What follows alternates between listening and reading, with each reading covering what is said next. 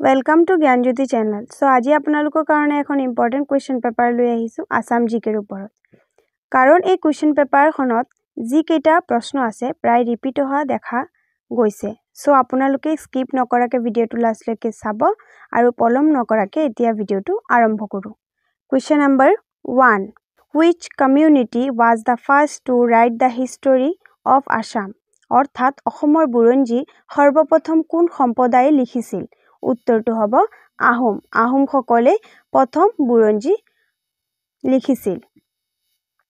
Next question, question number 2. Who was the greatest king of the Ahoms? অৰ্থাৎ আহোম সকলৰ সৰ্বশ্ৰেষ্ঠ ৰজা কোন আছিল? উত্তৰটো হ'ব Swargadeo Rudrasingha, king of the Rudrasingha. Ahom সকলৰ সৰ্বশ্ৰেষ্ঠ ৰজা আছিল Swargadeo Rudrasingha. Next question, question number 3. During the reign of which king and where was Queen Jaimati punished and killed? অৰ্থাৎ কোন ৰজাৰ শাসন কালত আৰু ক'ত জয়মতী কুঁৱৰীক শাস্তি দি হত্যা কৰিছিল? উত্তৰ হ'ব চাইল্ড কিং লৰা জেৰেঙা পথাৰ, লৰা ৰজাই জেৰেঙা পথাৰত। Next question, question number 4. Who killed Badan Barfukan, who was considered a traitor during the golden age of the Ahom Empire? অৰ্থাৎ আহোম ৰাজত্বৰ সোণালী যুগত দেশদ্ৰোহীৰ পোৱা বদন বৰফুকনক কোনে হত্যা কৰিছিল? উত্তৰটো হ'ব ৰূপসিংহ বঙালে। Next question, question number 5. In the reign of which king was Gohai Kamal Ali decorated? অৰ্থাৎ কোন ৰজাৰ দিনত গোহাই কমল আলী সজোৱা হৈছিল? নৰনাৰায়ণৰ দিনত কোচবিহাৰৰ পৰা নাৰায়ণপুৰলৈ। Next question, question number 6. Who gave Vishnu Rabha the title of Kalaguru? অৰ্থাৎ বিষ্ণু ৰাভাক কলাগুৰু উপাধি কোনে প্ৰদান কৰিছিল? উত্তৰটো হ'ব ডক্টৰ সৰ্বপল্লী ৰাধাকৃষ্ণই কলাগুৰু উপাধি প্ৰদান কৰিছিল। Question number 8. From which glacier does the Brahmaputra river originate? অৰ্থাৎ কোনটো হিমবাহৰ পৰা ব্ৰহ্মপুত্ৰ নদীৰ উৎপত্তি হৈছিল? উত্তৰটো হ'ব তামচুক খাম্বাৰৰ পৰা উৎপত্তি হৈছিল। Next question, question number 9. Where was the first Lok Adalat of Assam established? অৰ্থাৎ অসমৰ প্ৰথম লোক আদালত ক'ত স্থাপন হৈছিল?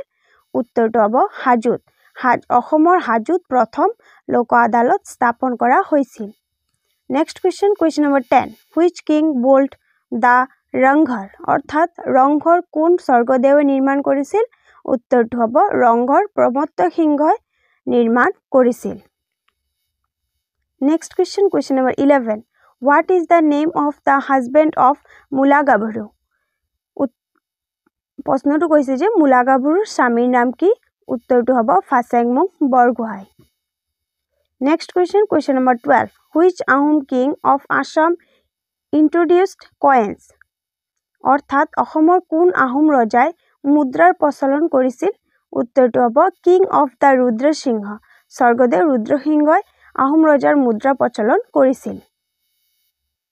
Next question, question number 13. Which foreign traveler in called মুখ্যদেৱ? অৰ্থাৎ কোনজন বিদেশী পৰিব্ৰাজকক মুখ্যদেৱ বুলি কোৱা হয়? উত্তৰটো হ'ব Hiuen Tsang. Next question, question number 14. When did Assam fell to the British?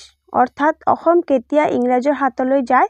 উত্তৰটো হ'ব 1826, 1826 চনত অসম ইংৰাজৰ হাতলৈ যায়। Next question, question number 15. Who write the book হস্তি বিদ্যানভ? এইটো question খুবেই গুৰুত্বপূৰ্ণ, আপোনালোকে মনত কৰি ৰাখিব। হস্তি বিদ্যানভ গ্ৰন্থখন কোনে ৰচনা কৰিছিল? উত্তৰটো হ'ব সুকুমাৰ বৰকাইথে। Question number 16. In which year was the capital of Assam shifted to Dispur? অৰ্থাৎ কোন চনত অসমৰ ৰাজধানী দিছপুৰলৈ স্থানান্তৰ কৰা হৈছিল? উত্তৰটো হ'ব 1978 চনত। Question number 17. In which year did the students of Assam start the Assam movement demanding the expulsion of foreigners?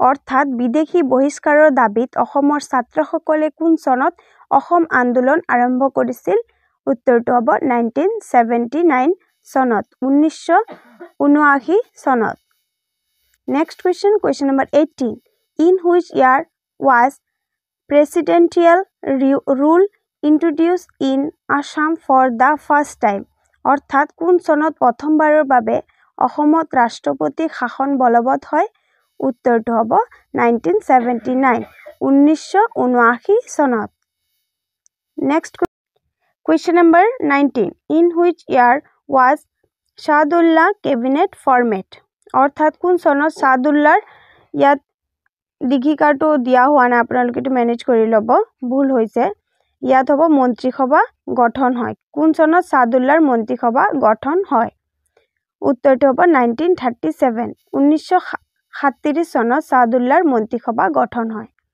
Next question number 20 Who was the first Assamese martyr of the War of Independence অৰ্থাৎ স্বাধীনতা যুদ্ধৰ প্ৰথম গৰাকী অসমীয়া শহীদ কোন উত্তৰটো হ'ব পিয়লি ফুকন আজি ভিডিওটি শেষৰটি প্ৰশ্ন number 21 Who is the chief minister of Assam who received the Kala Shiromani award অৰ্থাৎ কলা শিৰোমণি বঁটা লাভ কৰা অসমৰ মুখ্যমন্ত্ৰী গৰাকী কোন উত্তৰটো হ'ব হিতেশ্বৰ শইকীয়া 1991 চনত আৰু নতুন ভিডিও পোৱাৰ বাবে আমাৰ চেনেলটো সাবস্ক্ৰাইব কৰি দিব ধন্যবাদ